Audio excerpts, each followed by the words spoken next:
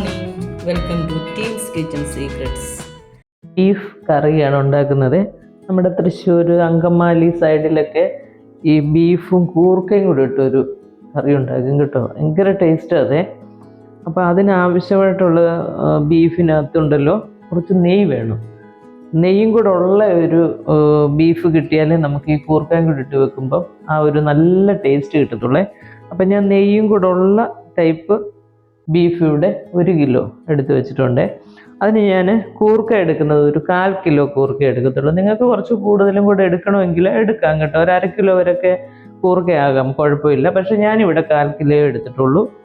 പിന്നെ വേണ്ടത് നമുക്കൊരു 3 സവോള അരിഞ്ഞ് വെച്ചിട്ടുണ്ട്. പിന്നെ നല്ലൊരു വലിയ പീസ് ഇഞ്ചി അത് ചതച്ച് വെച്ചേക്കുവാണേ.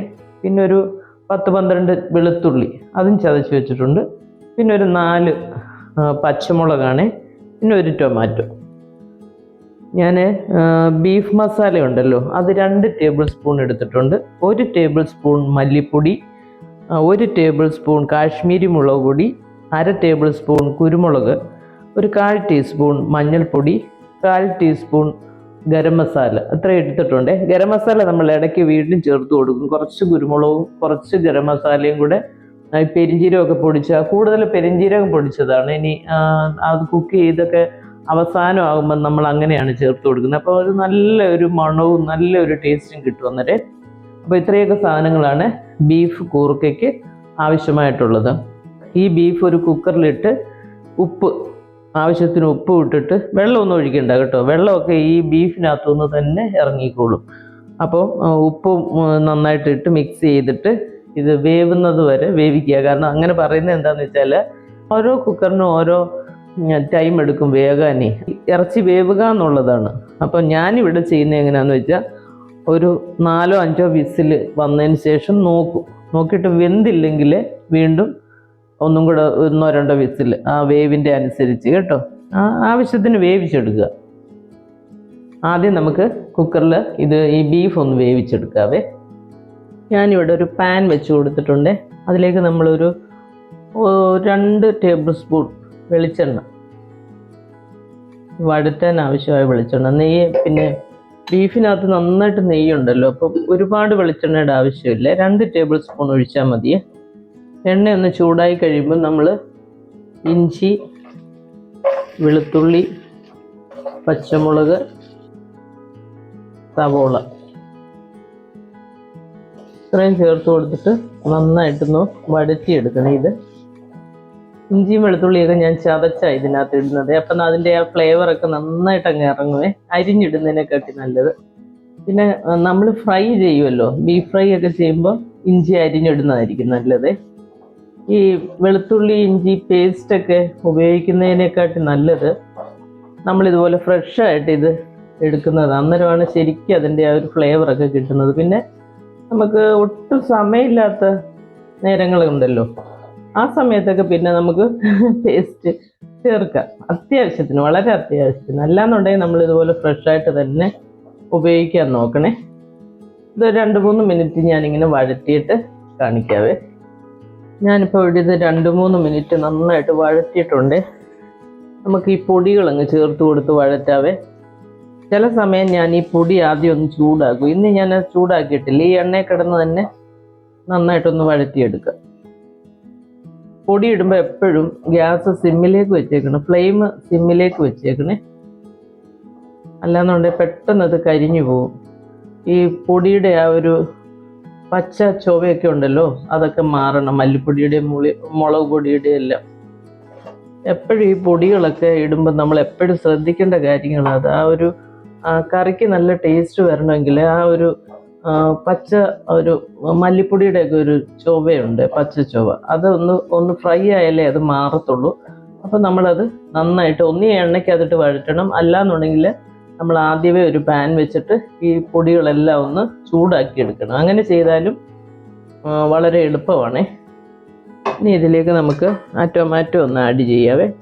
ഈ ടൊമാറ്റോയ്ക്ക് ഒരു കുത്തല് പോലെ ഉണ്ടാകുവേ. ആ ഒരു പച്ച ഒരു മണമൊക്കെ മാറുന്നിടം വരെ നമ്മൾ ഒന്ന് വഴറ്റി കൊടുക്കണം. സമയമുള്ളപ്പോൾ വേണം ഇങ്ങനെയുള്ള കറികളൊക്കെ ഉണ്ടാക്കാൻ. ഇനി ഇത് 2-3 മിനിറ്റ് ഒന്ന് വഴറ്റിയെടുക്കാം. നമ്മളിവിടെ 2-3 മിനിറ്റ് ഈ ടൊമാറ്റോ ഇട്ടിട്ട് വഴറ്റിയിട്ടുണ്ട്. നമ്മുടെ നാടൻ തക്കാളിയാണെങ്കിൽ ഇപ്പം ഇതിനോടകം അത് വെന്ത് നല്ല ഭംഗിയായിട്ട് ഉടഞ്ഞ് കിട്ടിയേനെ. പക്ഷെ ഇത് ഇങ്ങനത്തെ ഈ കട്ടിയുള്ള ടൈപ്പ് തക്കാളി ആകുമ്പോൾ ഒരുപാട് അങ്ങ് ഉടഞ്ഞു വരത്തില്ല നമ്മൾ ഈ വഴറ്റുമ്പോഴേ. നമുക്ക് കുറച്ച് കറിവേപ്പില. ഇനി ഉണ്ടല്ലോ നമ്മൾ ഈ എടുത്തു വെച്ചേക്കുന്ന കൂർക്കയില്ലേ, ഈ സമയത്ത് ഞാനിത് ഇട്ട് കൊടുക്കുവേ. നമ്മൾ ബീഫ് ഒരു 1/4 ഭാഗം വെന്ത് ഞാൻ വെച്ചിട്ടുണ്ട്. ഇനി ഈ ഒരു ഗ്രേവിക്കകത്ത് കിടന്ന് അത് ബാക്കിയും കൂടെ വേവും. ആ സമയത്തുണ്ടല്ലോ ഈ കൂർക്കയും നന്നായിട്ട് അതിനകത്ത് കിടന്ന് വെന്ത് കിട്ടിക്കോളും. ബീഫും കൂടെ ഇതിനകത്ത് ഇട്ടിട്ട് നമുക്ക് ഉപ്പൊക്കെ നോക്കാം. കാരണം ബീഫ് നമ്മൾ ഉപ്പിട്ടാണ് വേവിച്ചേക്കുന്നത്, അതിൻ്റെ ആ ഒരു വെള്ളമൊക്കെ ഉണ്ടല്ലോ. അപ്പോൾ അതും കൂടി ഇതിനകത്ത് ചേർത്തിട്ട് നമുക്ക് ഉപ്പില്ലെങ്കിൽ അന്നേരം ഒന്ന് ആഡ് ചെയ്താൽ മതി. 1 കിലോ ബീഫിന് ചിലർ 1/2 കിലോ കൂർക്ക ഇടുന്നുണ്ട്. ഞാൻ പക്ഷേ ഒരു 1/4 കിലോ കൂർക്കയെ ഇട്ടിട്ടുള്ളേ. നല്ല ടേസ്റ്റായി ഈ നെയ്യുള്ള ഇറച്ചി ഈ കൂർക്കയായിട്ട് ഉണ്ടാക്കുമ്പോഴേ. ശരിക്കും തൃശ്ശൂർ അങ്കമാലി സൈഡാണ് ഇത് ഭയങ്കര ഫേമസ് ആയിട്ടുള്ളൊരു കറിയായത്. നമ്മൾ ശീലിച്ച ആ ഫുഡിൻ്റെ ആ ഒരു ടേസ്റ്റിൽ നിന്ന് കുറച്ചൊന്ന് മാറി വേറെ സ്ഥലങ്ങളിലെ ഫുഡും കൂടെ ട്രൈ ചെയ്യണം. ചില ഫുഡൊക്കെ വളരെ നന്നായിട്ട് നമുക്ക് ഇഷ്ടപ്പെടും. ഇനി നമുക്കിതിലേക്ക് ഈ വെന്ത ബീഫും കൂടെ ചേർത്ത് കൊടുക്കാം. നല്ല പോലെ ഒന്ന് മിക്സ് ആക്കണേ. ഈ സമയം നമ്മൾ ഉപ്പുണ്ടോ എന്നൊക്കെ നോക്കിക്കോണേ. സ്വല്പം കൂടെ ഉപ്പ് ചേർത്ത് കൊടുക്കാം. കാരണം എന്താണെന്ന് വെച്ചാൽ കൂർക്കയിൽ ഉപ്പില്ലല്ലോ, അപ്പം നമ്മൾ ഒരു സ്വല്പം കൂടെ ഉപ്പിങ്ങനെ ആഡ് ചെയ്യാം. ഞാനിപ്പോൾ ഇവിടെ കല്ലുപ്പാണ് എടുക്കുന്നത്. പൊടിയുപ്പിനെക്കാട്ടി നല്ലത് കല്ലുപ്പാണെന്നാണ് ഇപ്പം പറയുന്നത്. എന്ന് വെച്ചാൽ എല്ലാ കറിക്കും നമുക്കിപ്പോൾ കല്ലുപ്പ് ഇടാനൊന്നും പറ്റത്തില്ല. ഈ ഗ്രേവി ആയിട്ടുള്ള കറികൾക്കൊക്കെ നമുക്ക് കല്ലുപ്പ് ഉപയോഗിക്കാം. അല്ലാതെ ഇപ്പം ഫ്രൈ ഒക്കെ ഉണ്ടാക്കാൻ, നമ്മൾ ഫിഷ് ഫ്രൈ ഒക്കെ ഉണ്ടാക്കാൻ എടുക്കുമ്പോൾ നമുക്ക് അതിനകത്ത് ഇപ്പം കല്ലുപ്പ് ചേർക്കാൻ പറ്റത്തില്ലല്ലോ. അന്നേരം നമുക്ക് സൗകര്യം പൊടിയുപ്പാണ്. ഇനി ഇതിനകത്ത് കിടന്ന് ഇത് നന്നായിട്ട് വെന്ത് വരണേ. അപ്പോഴത്തേന് ആ കൂർക്കയും നല്ലപോലെ വെന്തോളും. നമുക്ക് അടച്ചങ്ങ് വെച്ചേക്കാം. ഒരു മീഡിയം ഫ്ലെയിം വെച്ചാൽ മതിയേ. മീഡിയം ഫ്ലെയിമിൽ കിടന്ന് വേണം ഇത് വേവാൻ. അല്ലാന്നുണ്ടെങ്കിൽ ഉണ്ടല്ലോ പെട്ടെന്ന് ആ ഗ്രേവി അങ്ങ് വറ്റിപ്പോവും, കൂർക്ക വേവുകയില്ല. ഇറച്ചിയാണെങ്കിലും നമ്മൾ ഒരു 1/4 ഭാഗമേ വെന്തിട്ടുള്ളൂ. ഈ ബീഫും മറ്റേ കൂർക്കയും കൂടെ കിടന്ന് ഒരുമിച്ച് വേവണം. അന്നേരമാണ് അതിൻ്റെ ആ ഒരു ടേസ്റ്റൊക്കെ കൂർക്കയിലോട്ടും വരുന്നത്. അതുകൊണ്ടാണ് ഞാനൊരു 1/4 ഭാഗം വേവിച്ചിങ്ങ് എടുത്തേക്കുന്നത്. ഇനി നമുക്ക് അതൊരു 10 മിനിറ്റ് കഴിഞ്ഞ് നോക്കാം. ഞാനിപ്പോൾ ഇതിവിടെ വെച്ചിട്ട് ഒരു 10 മിനിറ്റായേ. കുറച്ച് ഗ്രേവി ടൈപ്പാണ് ഞാൻ ഉണ്ടാക്കുന്നത്, കറിയായിട്ടാണ് ഉണ്ടാക്കുന്നത്. പിന്നെ നമുക്ക് ഇതിപ്പം നന്നായിട്ട് ഡ്രൈ ആയിട്ട് കിട്ടണമെങ്കിൽ കുറച്ച് ഫ്ലെയിം കൂട്ടി വെച്ചിട്ട് ഈ വെള്ളം അങ്ങ് വറ്റിച്ചാൽ മതിയേ.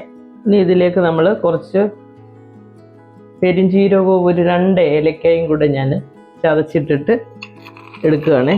ഏറ്റവും അവസാനം നമ്മളിത് ചെയ്താലുണ്ടല്ലോ കറിക്കൊക്കെ നല്ലൊരു ഫ്ലേവർ കിട്ടും. അല്ലെ നമ്മൾ ആദ്യമേ ഗരം മസാല എല്ലാം നമ്മളങ്ങ് ചേർക്കുവാണെങ്കിൽ ഉണ്ടല്ലോ ഇത് വെന്തൊക്കെ വരുമ്പോഴത്തേന് അത്രയും ഒരു ഫ്ലേവർ വരത്തില്ല. ഇനി കുറച്ച് കുരുമുളകും കൂടെ, 1 ടീസ്പൂൺ കുരുമുളക്,